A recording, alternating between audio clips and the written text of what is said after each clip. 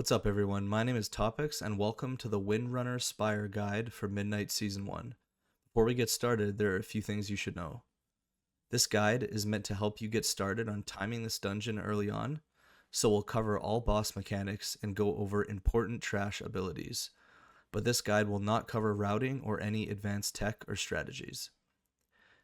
Windrunner Spire is a 4-boss dungeon with a timer of 35 minutes. Utility that's helpful to you in here are poison dispels, a way to remove bleeds, and grips or knocks for some stationary trash. As you start the dungeon, I think it'll be pretty typical to do a huge lust pull with all of your cooldowns as you try and gather the entire room. There's a couple casters in these packs, so make sure that they're kicked so that your group can gather all of the packs accordingly. The only important thing to really note here is that the Spellguard Magus does a Spellguard's protection cast that puts a protective barrier around the mobs. As a tank, just move the mobs out of this so that they can continue to be DPS down. Another mob you'll encounter is the Territorial Dragonhawk. These do a fire spit channel that will target someone and do heavy damage until stopped. So just make sure you're not letting this cast channel and kill one of your teammates. After, you'll encounter creeping spindle webs. These will periodically put poison debuffs on players. That's where the poison dispel comes in handy in this dungeon. The Apex Lynx is pretty simple. It just leaps to a few players. Just make sure you're spread out for this so that you don't overlap leaps. Heading outside, you'll encounter the Bloated Lasher. This puts a stacking debuff on a tank that can get very dangerous when you're in high stacks. So the name of the game here is to kill this mob before it becomes lethal or find a way to drop stacks such as kiting or immunities. Now we get to the first boss, Emberdawn. This is a single target boss with no adds. Flaming Updraft spawns fire at a player doing fire dot damage every second for 6 seconds. When it expires, it leaves a fire puddle that should be taken out of the battlefield. Probably drop this on the edge. If you touch a fire puddle, you're going to be knocked back. The puddle also occasionally ejects fire twisters. These twisters will stun you for 2 seconds if you're hit by them. Searing Beak is a physical tank buster, plus a fire dot every second for 8 seconds. Burning Gale is where the boss pulses fire damage every second for 16 seconds, so this will be a big HPS check on high keys.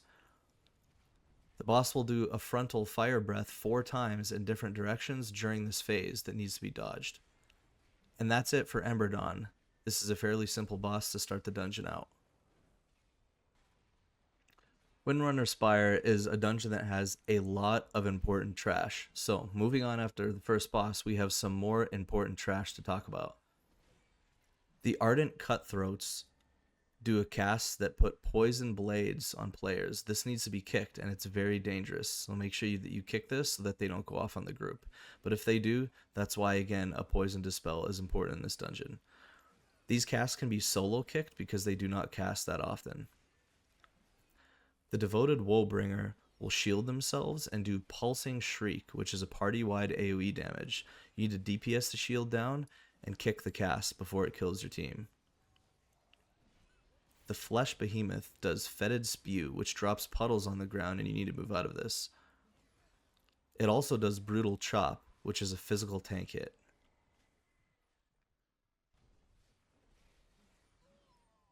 Moving on to the second boss, Derelict Duo. This is a 2-target boss, and they don't share a health pool. So if you have 2-target cleave, your class is going to be very good here. Broken Bond. This means that these mobs need to be killed together because when one is killed, the other is empowered by 50%. So again, make sure that you try and kill these bosses as close together as possible. Callus, one of the bosses, does Curse of Darkness, which curses 2 players for 12 seconds. And a dark entity will focus them until the curse is dispelled or it expires.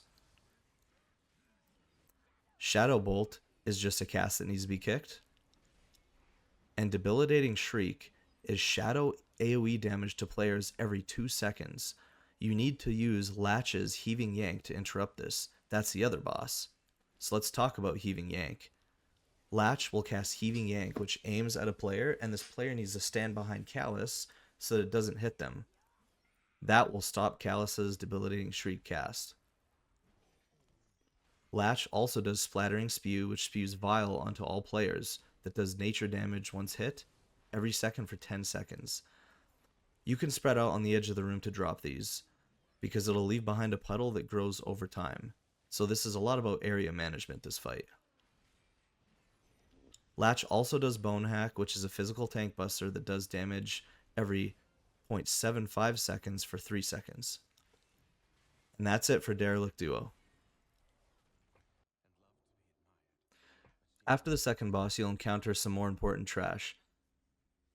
The Phalanx Breaker charges at players. Make sure you don't get hit by this. And this can also be baited. So I would suggest, since you're fighting this in a narrow hallway, just bait this onto the sides in order to keep the mob close by so that it can be DPS by the group. The Swift Shot Archers rains down arrows, creating AoE pools to move out of, and also does random shoots at players. Both of these can be stopped in order to make this encounter a little bit easier. Spectral Axe Throwers throw axes at players that put bleeds on them. These can be stopped or gripped. Knocks and Line of Sight would also be handy here, so if you can bring classes that offer any of those, that will help you with these pulls. The Phantasmal Mystic does Chain Lightning. That is a cast that needs to be kicked, or it will do party-wide damage. It also casts Flame Nova, which is party-wide fire damage. This is unavoidable, so just be ready to pop a defensive on high keys.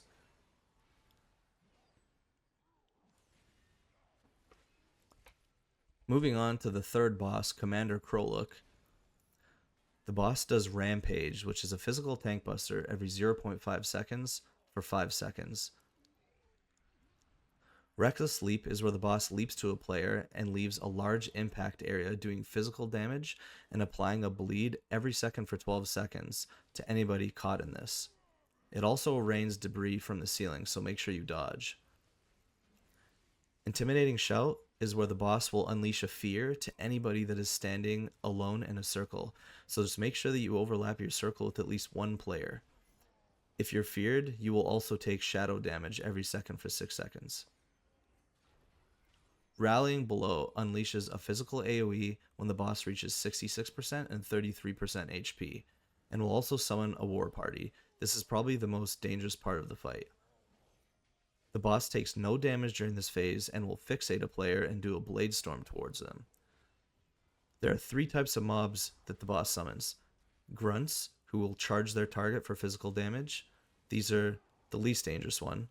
Axe Throwers, which we've seen before in the dungeon. They throw an axe at a random player, applying a bleed for 6 seconds, and they can also be stopped. And the Phantasmal Mystic, which should be your priority target here. Because again, like we saw before, they cast Chain Lightning, that is party-wide damage that needs to be kicked, and they also do a fire AoE blast to the entire party. So again, make sure that you priority target this and kill it immediately, followed by the Axe Throwers second, and the Grunts last. And that's it for Commander Kroluk. After this boss, you'll port up to the top of the Windrunner Spire, and there's no more trash left, so you're going to go right into the last boss, the Restless Heart. The Restless Heart does Squall Leap, which is when the boss leaps, it applies this Squall Leap, which is a nature damage every 1 second, and it stacks until removed. You'll see how we remove this later. Arrow Rain. This rains many tiny turbulent arrows down. Don't get hit by these as they fall. Use these arrows to knock yourself up, which removes the Squall Leap stacks from before. And it helps you avoid Billowing Wind, which we'll also talk about later. Bullseye Wind Blast. The boss launches a big 20-yard AoE arrow which expels Billowing Wind from it, a lethal wave that needs to be avoided by knocking yourself over it with one of those arrows that fell on the ground from before. Bolt Gale. This is a frontal aimed at one player. That player should pop a defensive and stand still. Everyone else move out of this frontal. Storming Soul Fonts are AoE puddles that are left on the ground.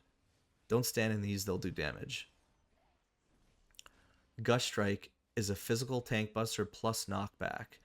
After that, it is followed directly by Gush Shot, which fires 8-yard AoEs over the arena at players. Players should aim these AoE puddles at the Storming Soul Fonts on the ground to cleanse them. Otherwise, the floor is going to get very messy. Once those Soul Fonts are cleansed, they'll expel orbs that shoot out and need to be avoided. And that is it for the Restless Heart boss, which concludes this guide for Windrunner Spire. If this video is helpful to you guys, make sure you leave a like and subscribe. I'm going to be doing many more dungeon guides for the Midnight Season 1. I'll make sure that I have all 8 of them covered for you guys. I really appreciate the support. Thank you for watching. Thank you so much to all of the Patreon members. It's because of your support that I'm able to continue making World of Warcraft and Mythic Plus tank content. I really appreciate it.